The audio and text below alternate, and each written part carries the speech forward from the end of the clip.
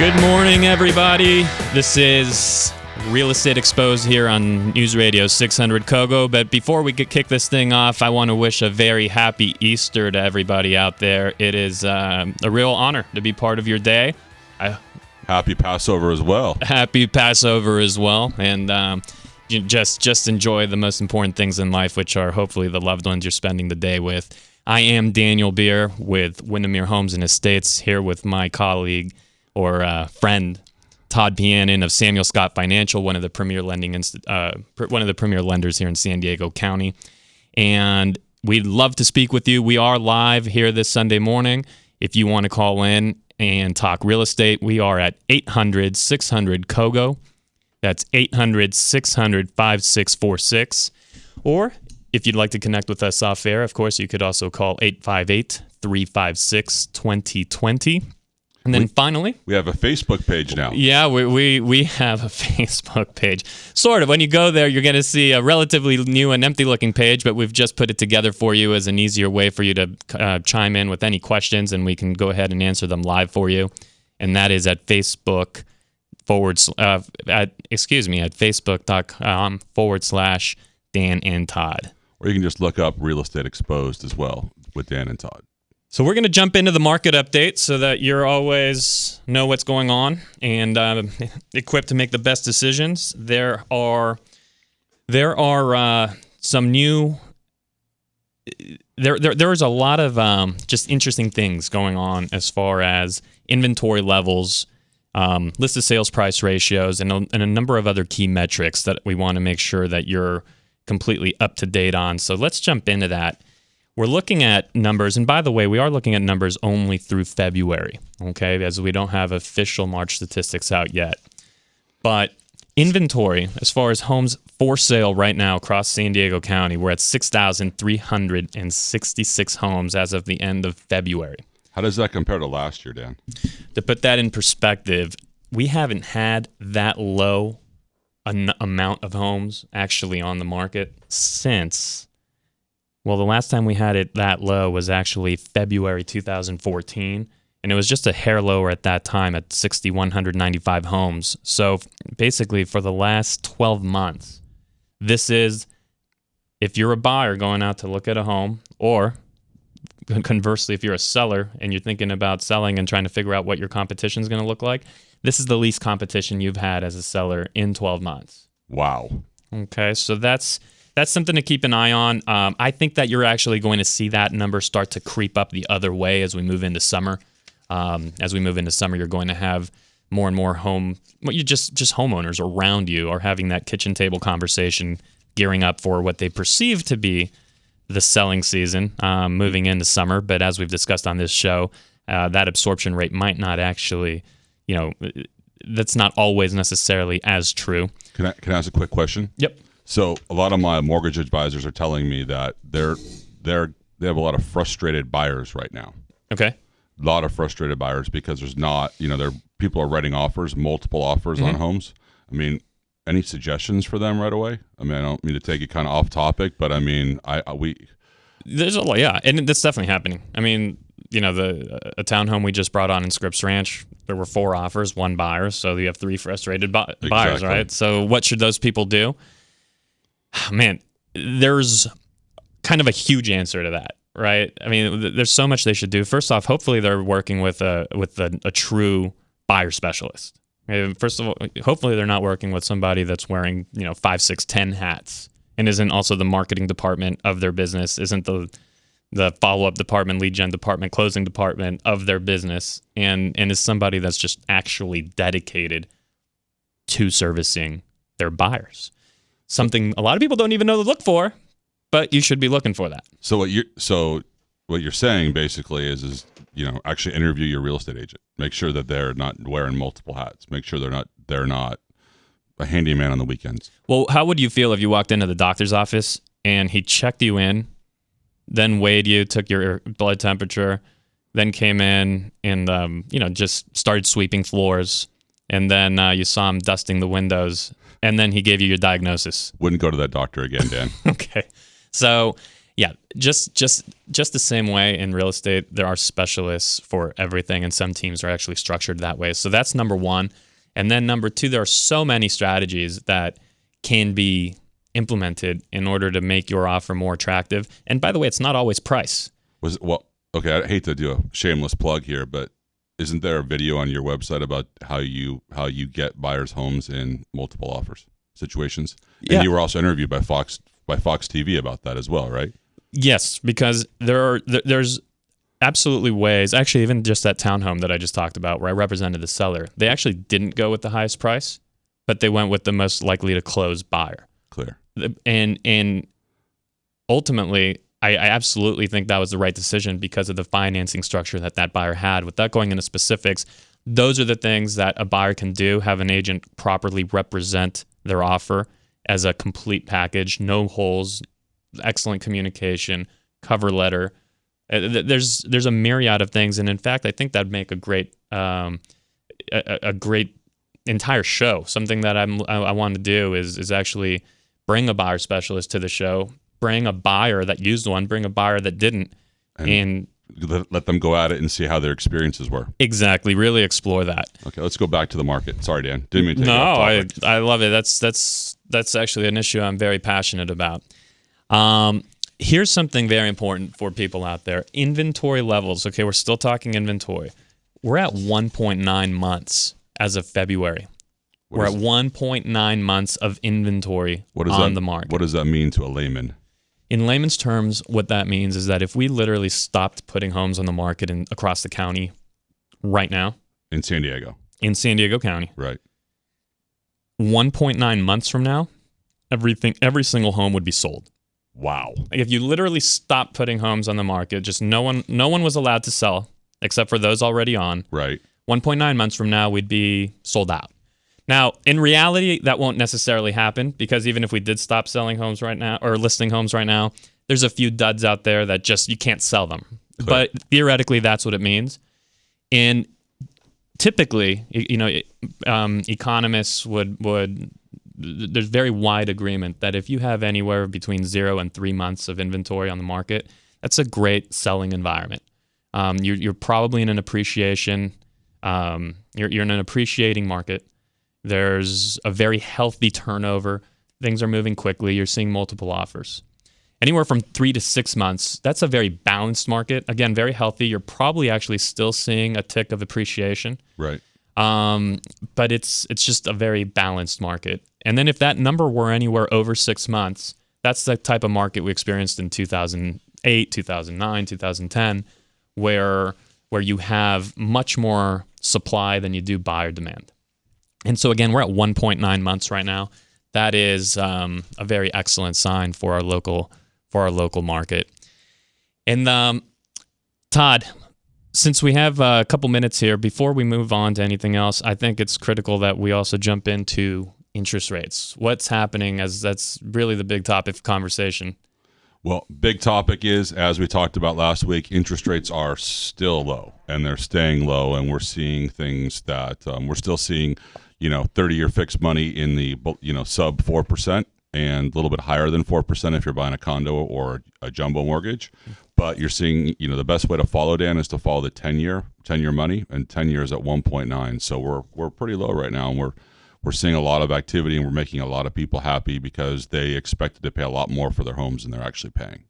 I love that. I want to touch on that a little bit further on the turn of the break, and also we're going to come back to that and talk about something that I actually get asked very often.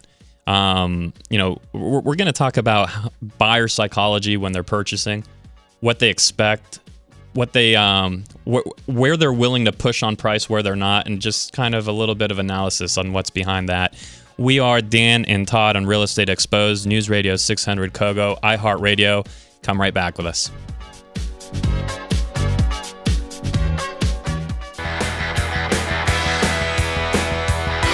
Hey everybody, we're back. This is Dan Beer with Windermere Homes and Estates and Todd Pannon, Samuel Scott Financial. This is Real Estate Exposed, News Radio 600 Kogo.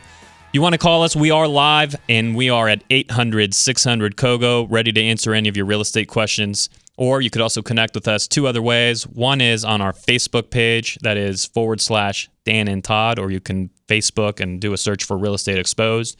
You can also call us off air at 858-356-2020.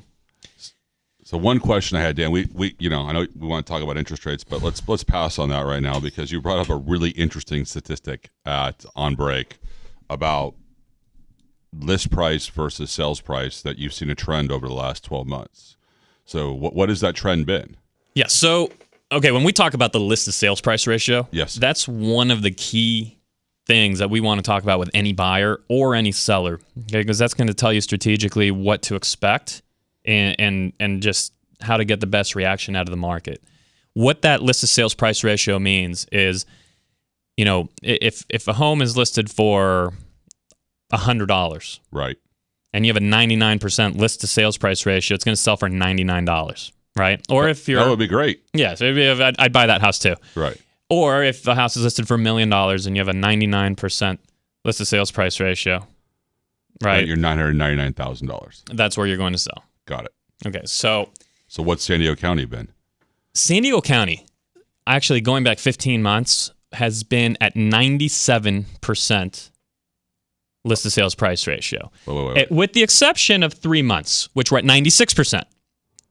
But as of February, again, we were at 97%. The market was operating at a 97% list to sales price ratio. Okay, so I hate to ask this question, but I'm going to anyway. Of course you are. So you're telling me that buyers and sellers and real estate agents have all been this last 15 months pretty close to within 3% of what they've listed their houses at? The ones that have sold have been, right? So that's a little caveat there. The homes that have sold.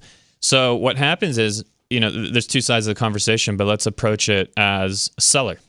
If you're a seller and you've been reading some, and I get this all the time, by the way. I get people, I'll sit down with them in their living room, and they'll tell me, well, we should probably list, maybe 10% higher than the neighbor because we need negotiating space. And I read on, and I'm not being facetious here, literally it's, I read on Zillow that we should, do this or that, right. Buyers are going to make an offer 10% under. And folks out there listening, we can't rely on that kind of information. That is as absolutely untargeted, irrelevant to our local market here that we have. So we go back to what you always talk about, micro environment, or micro market. Exactly. I mean, we have to look at, and by the way, I love that you said that, right? Because 97% of the list is the listed sales price ratio in San Diego County. I still don't encourage you to go out, run out and make an offer for a home at 97% of the list price, because in that micro market within San Diego, for that community, for that neighborhood, for that building, wherever it is you're making your offer, it might be operating at a different number. Well, can I ask? Here's another dumb question. Yeah. So on your listings, which you've sold quite a few recently, you're in a micro market, micro market. What are you selling list to sell? Ours last year averaged 99%. Okay, but that's because we understand and respect the environment that we're selling in.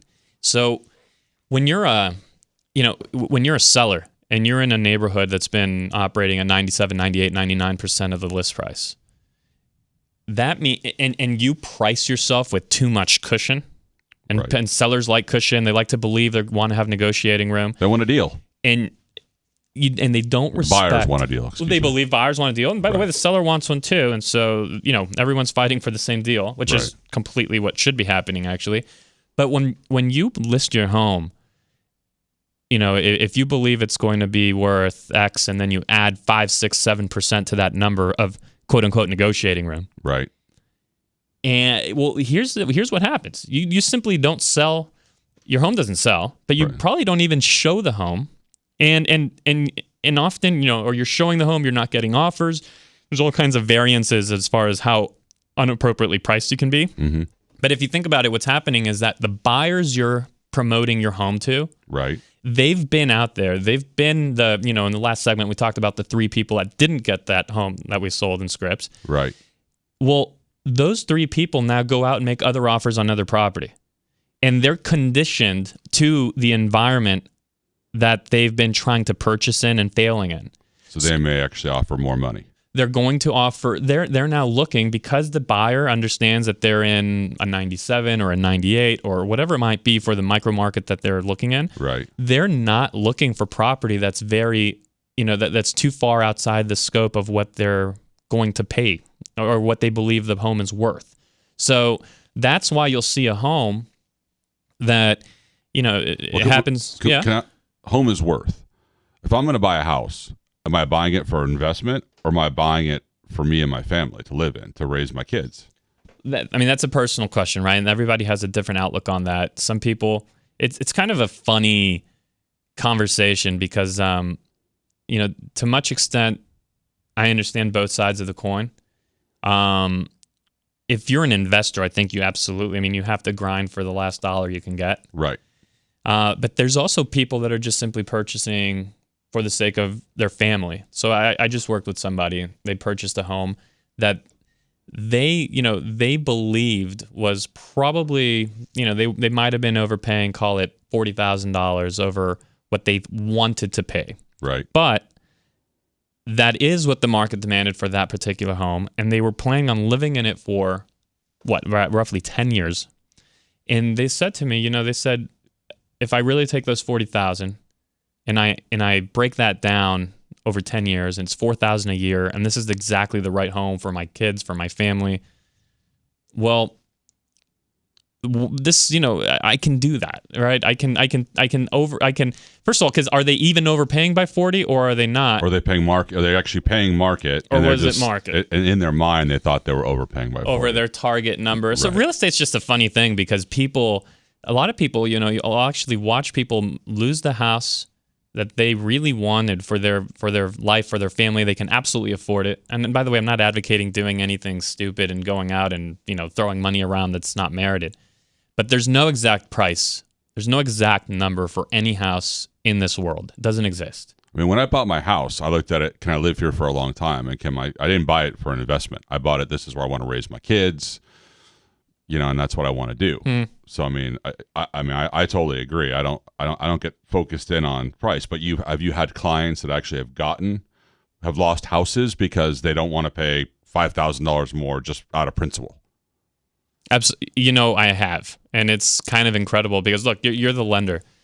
When somebody's going to look at living in a home for, let's call it 10 years. Right. And they lost the home over $5,000. Let's say the home over $10,000. Let's say it's 10, just to make it a bigger, more believable number. Which is a big number. Okay, it's a big number. Yeah. $10,000 is a meaningful number. Yes. What does that look like, and what does that mean? And over 10 years of actually using, enjoying, and being part of this asset, because you have to live somewhere. Right. And on a mortgage payment, a typical mortgage payment, what does that $10,000 look like on a monthly basis? Right now, maybe $8 or $10 a month. So $8 to $10 a month. It's not to pass judgment, but I'm never concerned if somebody chooses not. I respect everybody's viewpoint. Right. When it becomes, when I insert myself a little more, as often I just think people don't really see the big picture of the decision they're making, and they get wrapped up in the negotiation and they want to win, and it's an ego-driven thing versus what's going to be best for my family, and how significant are these $10,000 10 years of economic activity later. Right. Right, and by the way, you're also getting an interest deduction, so it's not even 10. It's. And historically, we've seen a dip in value, right? We saw a dip in value, and we saw depreciating prices. But historically, over a 10-year period, we've seen home prices typically go up. Correct. Now, and that's actually. It's probably a whole nother show that we don't have time for today, but it's an interesting discussion because, and I'll give you a teaser. We have years of massive appreciation like we did in 2013, years of massive depreciation like we did in 2008, 2009. But if you actually map out the history of real estate appreciation over a long period of time, right. It's actually only inflation. real estate over a long period of time actually only appreciates at the rate of inflation. It's an inflation-based investment vehicle that has pockets, that has years where you can really make a lot of money. Right. Years where you can get hurt if you're jumping in at the very end of a cycle. Right. But it's just interesting how over a long period of time it actually does it's inflation. I mean, a lot of people are really shocked to hear that when I say that. That's interesting. Well, we're going to be back at the turn of the break, and we're actually going to answer a few questions that were emailed to us during the week. This is Dan Beer and Todd Pianin on Real Estate Exposed. We are live. You can call us at 800-600-KOGO, and you can also reach us on Facebook at /Dan and Todd.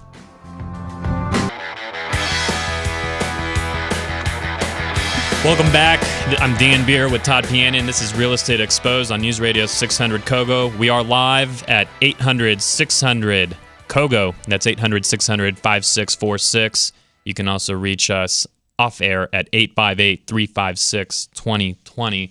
Now we're going to go to a call that we have here live. We're going to talk with Pat in Vista. Pat, you're on there. Yes, I am. What's happening? How are you today? Well, I'm real good.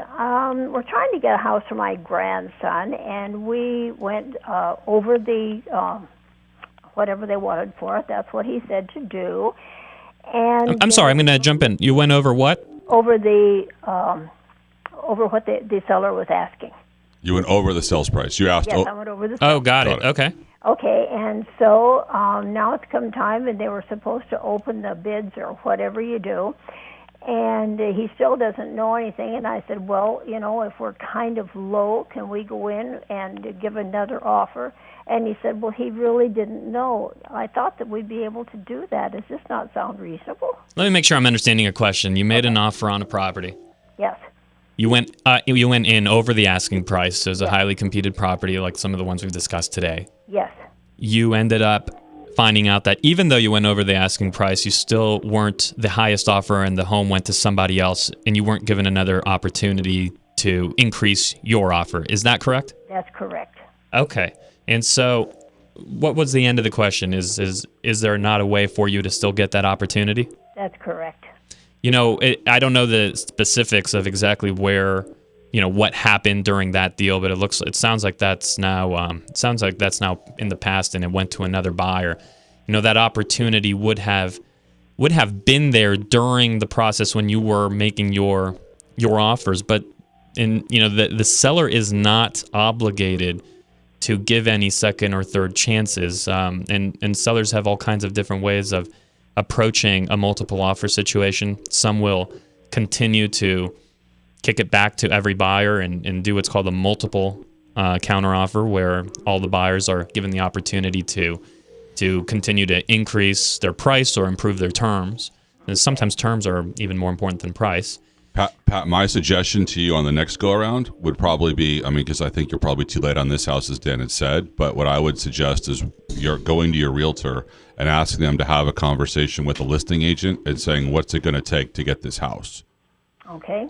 Right. Okay, I hope there is a next house. This one was perfect. Well, I guess if there's this one, we'll hope there's another one. There's always the next house, and there's always a reason why. So, okay, I appreciate the offer. your advice. Thank you very, very much. Sure, Pat. And one last thing, because I want to make sure that you get the help that the correct help. We're going to. We're going to make sure that we get you the right help. So we're going to we're going to go ahead and make sure that all your questions are answered. Also off air, anything additional you might have. Okay, Pat. Okay. Thank you very much. Thanks for listening. Have a nice day today. Thank you. Happy Easter. No, the same to you. Bye. So that's an interesting question. I get that one sometimes. A lot of buyers. Actually, that. One of the ones that we talked about a couple weeks back, where I ended up doing, I had a different listing where we had generated multiple offers, and there was a very upset buyer who then ended up firing their agent and hiring us. Right. And that's last week. Here's another example of what can happen. There's some agents simply shoot the offer off, don't even say a word to the agent. Which that seems crazy to me, Dan. I mean, why would you, even though you think that your asking price is going to be a high number and that should get the attention of the seller? I mean, how many times as a listing agent, when you've listed properties, have you just never heard from the buyer's agent? It happens all the time, and I can tell you that whenever there's multiple offers, something I value very, very highly is who am I going to be doing business with on the other side? How well are they going to communicate with us? And every single time the agent who calls to follow up on the agent that calls prior to even submitting their offer finds out what the seller is thinking or expecting, or what can we do to, make this thing work, and who tries to be flexible, and who communicates after they've sent it, and who follows up to make sure we received it. We know we're going to be working with somebody that's on top of it. And then when something comes up during the transaction, and something tends to come up, that we're going to have somebody that's working as a professional, and that's going to help us get this thing to close. So again, that makes a big difference. Don't be frightened to interview your real estate agent and ask them. That's right. That makes a big difference. And actually, we have a question that was emailed into us, and this is from Pam in La Mesa. And Pam in La Mesa says, we're looking to sell our house in the next month. She actually says, we're looking to sell our house in the next month or so, and we're wondering whether a 5% commission was appropriate or whether we could get something lower. Pam, I hope you're listening today.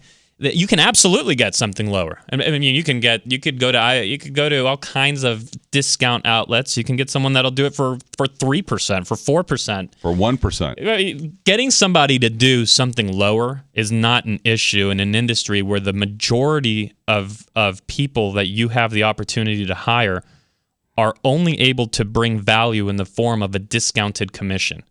Okay, in the absence of real value, in the absence of being able to create the highest net dollar check in your pocket at closing through systematic and proven, platform, and a marketing plan that's been successful over and over, in the absence of that, Pam, you're going to get somebody that's willing to discount themselves, near down to nothing.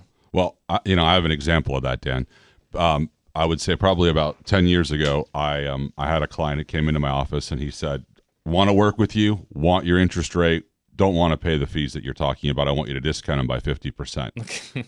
Right? I mean, that's typical, right? And I said to him, I go, fantastic. I go, what do you do? He goes, I'm a partner at Latham Watkins. It's a big firm. It's a big firm. I go, what's your hourly rate? He goes, $500 an hour. I go, fantastic. I go, I need to hire you. He goes, great. I'll send over my retainer agreement. I said, okay, sounds good. Just make sure your retainer agreement says $250 an hour. He goes, no, but my rate's $500 an hour. I love that. And he said to me, I said, so yeah, but I want a deal. Yeah. And so he goes, so I want it for $250. I want it for $250. I want to hire you for $250. Yeah. He goes, can't. You got to hire me for $500. If you want me, you want the best, you got to hire me for $500. I go, then why are you trying to discount me? Because if you want me and you want me to help you get your loan, and you want the best, then you got to pay what I'm telling you to pay to make sure I do my job just as you do your job. I love that. And if you want to find out more about the best here with Todd Pianin at Samuel Scott Financial, you can go to SamuelScottFG.com. And I love that because the commission question is easily the most misguided question in the real estate world. Because what the person's really asking isn't what they're saying. What they really want to ask is, how do I get the most money at the end? How do I get the most money at close? When that check comes, and I've sold my house, and that check comes to my mailbox, or it's wired into my bank account, how can I see to it that be the highest possible number? And that has nothing to do with hiring a discounted experience and a discounted negotiator and a discounted marketing plan. Right. You want someone who's going to work hard for their money. Exactly. I mean, it's just an interesting thing because it's a question that we have to answer nearly on a daily basis. And at this point, I literally just tell people, absolutely, you can. Right. I mean, let me introduce you to an unlimited. I'll send you a list of 10 people that will do it at highly discounted rates, but you're going to have to call me when you're done with the transaction. Because your house hasn't sold. It hasn't sold, and if it did, were you happy with the check that you received? So. Welcome back to Real Estate Exposed on News Radio 600 Kogo. I'm Dan Beer with Todd Pianin, and you can call us here. We are live at 800-600-KOGO. That is 800-600-5646. Or you can also connect with us off air after the show at 858-356-2020. That's 858-356-2020. Don't forget to plug our Facebook page now. Our Facebook page, which is at facebook.com/Dan and Todd. So you can also drop us a question there. It's a new page, so you'll hopefully get there and contribute to it, and we'll read your questions and answer them here live on air. And Todd, I want to jump into discussion about an often overlooked part of the equation when somebody is looking to purchase a home or sell a home. You see this obviously much more on the purchase side, being a direct lender, and it's closing costs. Yep. Closing costs are something that, for whatever reason, they're often overlooked. They're not thought to or considered to be part of someone's down payment when they're conceptualizing if they need, 3.5% or 10% or 20% or whatever they're going to do.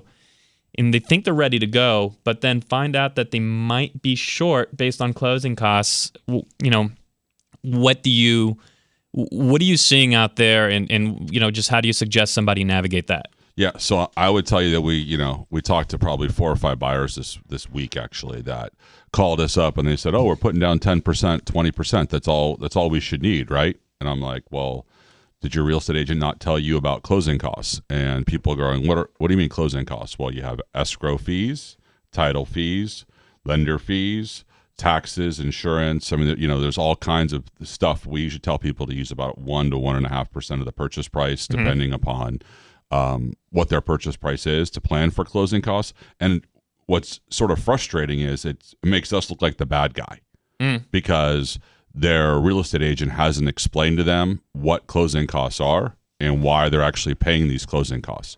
But what we've been able to do, and we've turned it around, is we will also, when our real estate agents get their clients pre-approved with us before they start looking for a house, we'll bring up the subject now of closing costs, because we don't want them to be surprised at the signing table when they're going to buy their house. Oh my goodness, where this extra $8,000 of fees come from? So that brings up okay. So you're bringing that up right up front. Yes. In your in the consulting stage of your relationship, building getting this person in line for the loan. Correct. I know most lenders during that initial conversation do not bring it up. So nobody wants to talk about fees and costs. But right. So as I guess, I'll just ask you straight out. This is Real Estate Exposed for a reason. So I'll challenge you on this. As a business person, yes, you are bringing up those costs, which they're going to incur no matter who they do a loan with. Correct. But you're bringing those up front. Your competitors are probably not, and that might make you sound or seem more expensive, when in reality they're going to incur these costs with anybody. And but that takes explanation and understanding, and do you ever feel like that puts you at a disadvantage in building that relationship, and how do you overcome that? No, I mean, me and my team, we don't like chaos, right? We don't like surprises. We like to underperform and overdeliver. So it's, to me, I'd rather tell the truth up front and give everybody the hard truths. But I also like the ability to be able to go back to the real estate agent who referred us the client and say, "Hey, here's an idea. Perhaps the client can pay a little bit more for the house, and we can finance those closing costs." So meaning, you could instead of your number, like we talked about earlier about the 97% of asking price, right, you could offer 100% of asking price. But Dan, as the realtor, I would ask you to ask the seller to contribute 1 to 1.5% towards closing costs. So the client doesn't really have to come out of pocket for closing costs. They're actually financing the closing costs. Right. And it doesn't necessarily even cost the seller because they're actually netting more money. Exactly. So, yeah, I mean, it's, like I have a family member in the building, in the construction business. Right. And so, he'll bid a job, and there's so many, especially in construction. My God, you can bid it with, livable square footage, or you could spread it into the garage space, or you can bid it with or without landscaping, with or without the builder fee built into the bid, to the number you're giving them. And so he has a similar philosophy to you. It's just much more transparent. You're letting them know everything they're going to incur.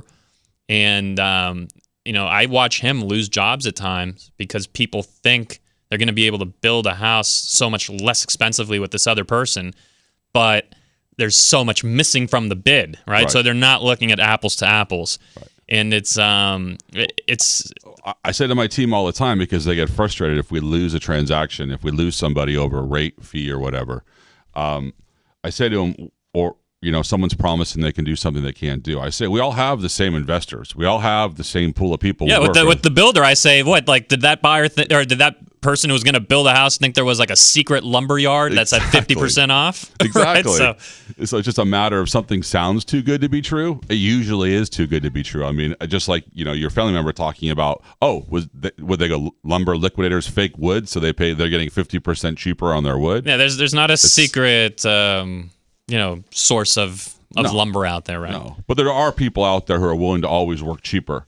Doesn't mean that you're gonna have a good experience though. Yeah. Oh, absolutely. Some bids will come in higher, some lower, but it's about, are you looking at apples to apples? So when somebody is, Todd's advice here, and I completely agree, make sure you're factoring in your closing costs, make sure you're factoring that into the capital you're going to unload from your bank account to be able to make your down payment.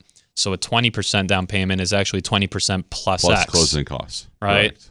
So that's critically important. And you might be working with an agent that can help you bump up, if closing costs were going to be $4,000 or $5,000, you can increase the offer by $5,000 and ask the seller to credit you back. And ask the seller to credit them back exactly. Now they're part of the loan; they're not coming out of your pocket.